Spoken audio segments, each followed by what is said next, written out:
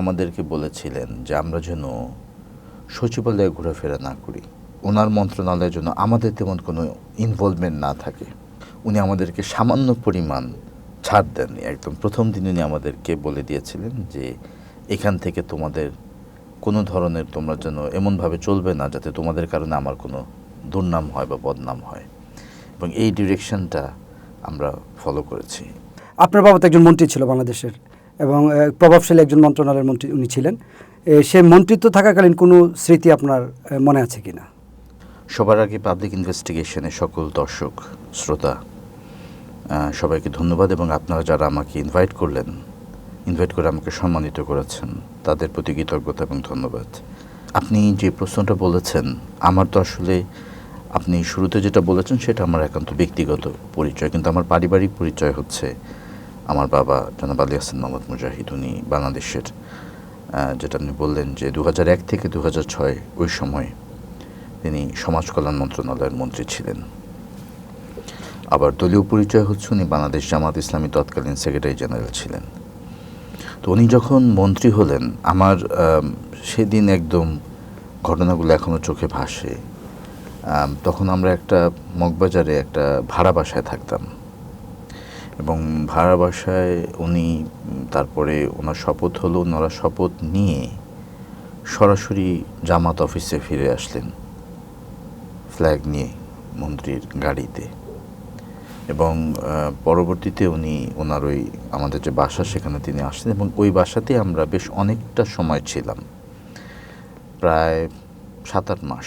তার কারণ হলো যে আমাদেরকে তখনও পর্যন্ত বাড়ি বরাদ্দ দেওয়া হয়নি একটা লম্বা সময় পর্যন্ত, ফলে হাউস গার্ড সহ যে প্রোটোকলগুলো থাকে সেগুলো এই বাসায় চলে এসেছিল, কিন্তু এই বাসায় তো আসলে এরকম কোনো ব্যবস্থাপনা নাই, এখানে এটা একটা নর্মাল ভাড়া বাসা।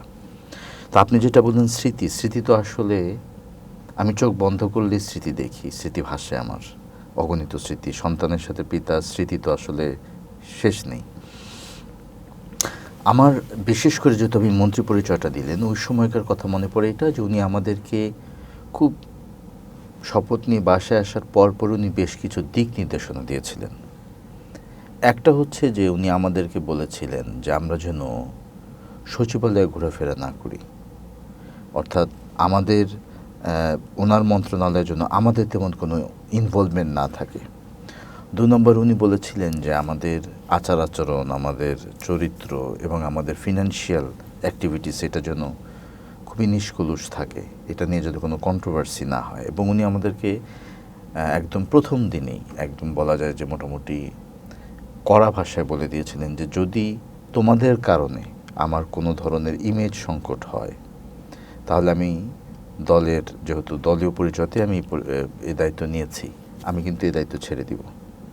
এবং উনি একদম আমাদেরকে একদম পরিবারকে স্ট্রিক্ট এ ব্যাপারে বলা, এবং আমরা সেটা মেনটেন করেছি আল্লাহর রহমতে। কারণ হলো যে আল্লাহর রহমতে যে এতদিন হয়ে গেল, মানুষ তো আমার বাবার কথা বলেন, ওনার সততা নিয়ে নানা কথা বলেন, কিন্তু আমাদের পরিবারেরও কিন্তু কোনো ধরনের কোনো অ্যালিগেশন আল্লাহর রহমতে সেই সময়কার যদি 5 বছর কেউ খোঁজ নেয়, আমি তো পুরোটা সময় তার সাথে ছিলাম, মানে আমি ঢাকায় ছিলাম, তো আল্লাহর রহমতে আমাদের কোনো ধরনের কোনো অ্যালিগেশন বা কোনো ধরনের কোনো করাপশনের সাথে কিন্তু আমাদের কোনো সম্পৃক্ততা নাই।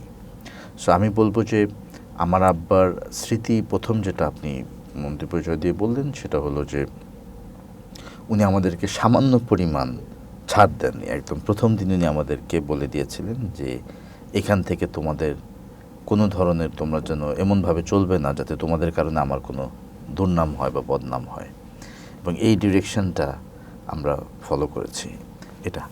আর পিতা হিসেবে অজস্র স্মৃতি আমি যদি বলি, আমাকে সবসময় যেটা বেশি হিট করে, আমার ম্যাট্রিক পরীক্ষার আগ দিয়ে, এসএসসি পরীক্ষার আগ দিয়ে আমি খুব সিভিয়ার অসুস্থ হয়ে যাই, আমার লাঙে পানি হয়, বেশ পানি জমে অনেকটা সময়, এবং মাত্র 7 দিন আগে এটা ধরা পড়ে আমার এসএসসি পরীক্ষার।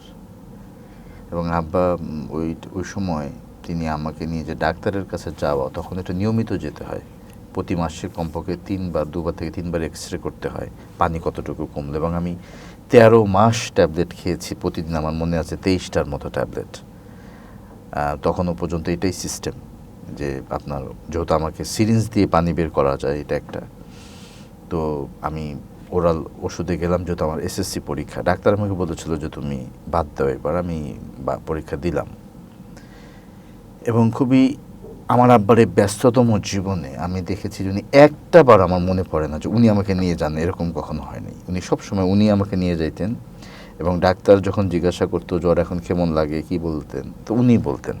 তো স্বাভাবিকভাবেই ডাক্তার অবাক হতেন যে এটা তো মায়েদের বলার কথা। তো আব্বা আসলে আমি বলবো যে এতটাই কেয়ারফুল ছিলেন যেটা মায়ের মতো। এবং আমার কাছে বিস্ময়কর লাগে এখন চিন্তা করলে, যেহেতু আমি এখন নিজের সন্তানের বাবা, যে উনি কিভাবে আসলে এত ব্যস্ততার মধ্যে এই বিষয়টা মেনটেন করতেন।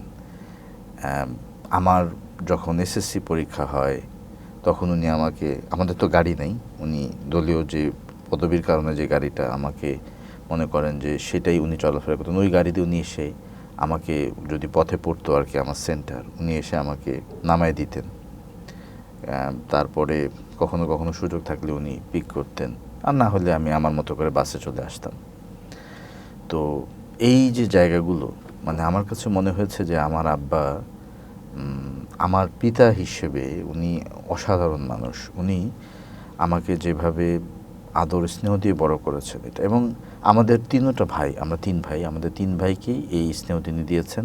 আমাদের একটা মাত্র বোন, আমার একটা বড় বোন ছিল, উনি মারা গেছেন ছোটোবেলা, আমি দেখিনি তাকে, আমার বড় ছোট বয়সে মারা গেছেন। আমার আরেকটা বোন, সেই বোনের সাথে আমার আব্বা সম্পর্ক আরও অসাধারণ, একটাই যেহেতু মেয়ে, এবং খুবই বন্ধুবৎসল। এবং আমার আব্বাকে আপনাকে এটা একটু বলি, ধরেন স্মৃতির কথা যেহেতু বলছেন, অনেক মানুষ তাকে খুব কড়া মনে করে, উনি কিন্তু খুব বন্ধুবৎসল ছিলেন পরিবারে। ওনার দুটো রূপ, খোলামেলা যদি বলি দুটো রূপ।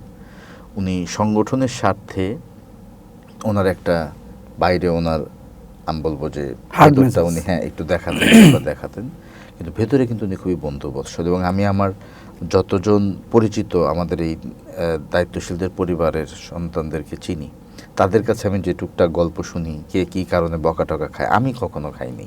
আমার মনে পড়ে না আমার আব্বা আমাকে কখনো বকা দিয়েছেন। এবং উনি খুবই অ্যাকোমোডেটিভ একজন মানুষ, ওনার সামনে ভিন্ন মত প্রকাশ করা যায়, ওনার সামনে আপনি যে কোনো ধরনের বই পড়তে পারবেন। আমি ওনার সামনে প্রচুর উপন্যাস পড়েছি, উনি আমার কাছ থেকে নিয়ে নিজেও পড়েছেন। মানে এগুলো মানুষ হয়তো বিশ্বাস করবে না, কিন্তু উনি পড়েছেন। রবীন্দ্রনাথ নজরুলের উপন্যাস এগুলো পড়েছেন। শুধু তাই না, আমি তো শীর্ষেন্দুর বই দিয়েছি তাকে, আচ্ছা, সমরেশের বই দিয়েছি, উনি দূরবীন পড়েছেন আমার কাছ থেকে নিয়ে, তারপরে পূর্ব পশ্চিম পড়েছেন।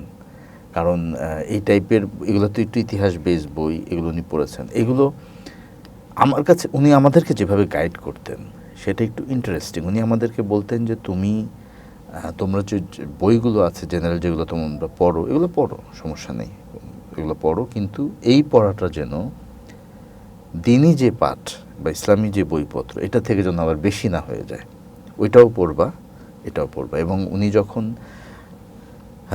আমরা যখন ওনাকে শেষ বিদায় দিই ফাঁসির মঞ্চে যাওয়ার আগে, তখন উনি আমাদেরকেও কিন্তু এই বই পড়ার কথা বলেছেন।